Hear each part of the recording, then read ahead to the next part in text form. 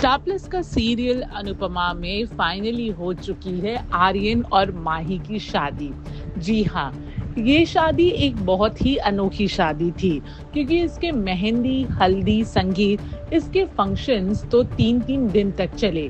लेकिन मेकर्स अब समझ गए कि इट्स हाई टाइम कि आर्यन और माही की शादी जल्दी जल्दी निपटा दी जाए, क्योंकि भैया नया ट्रैक जहां अनुपमा मुंबई जाती है और अपनी जिंदगी एक बार फिर से शुरू करती है, वो स्टोरी भी तो स्टार्ट करनी है। इसलिए आज के एपिसोड में आप देखेंगे कि कैसे आर्यन और माही की शादी हो गई है।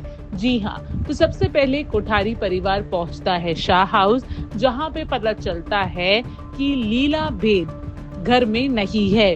पूछने पर बापूजी कहते हैं कि लीला के बहन की तबीयत बहुत ज्यादा खराब है और इसीलिए मजबूरी में उसे अपने बहन के घर जाना पड़ा।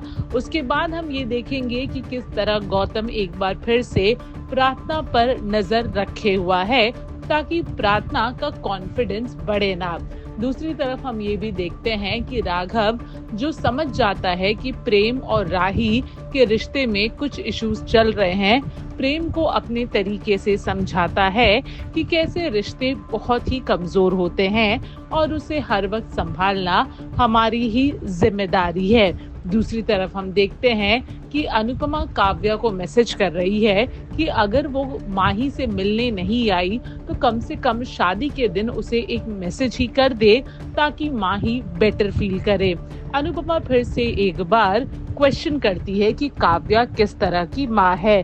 दूसरी तरफ आर्यन और माही के वरमाला की रस्म शुरू होती है, जहाँ पे आर्यन साफ साफ कह देता है कि वो सर नहीं झुकाएगा। अगर माही को उसको वरमाला पहनानी है तो वो सर उठा के वरमाला पहनेगा। दूसरी तरफ माही कहती है कि वो आर्यन को वरमाला तभी पहनाएगी अगर वो सर झुकाएगा।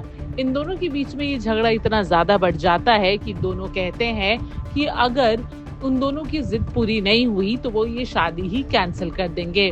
पूरा परिवार डर जाता है कि ये दोनों जन इतनी इमेच्योर बात कैसे कर रहे हैं। इवेंचुअली पता चलता है कि आर्यन और माही सिर्फ मजाक कर रहे होते हैं।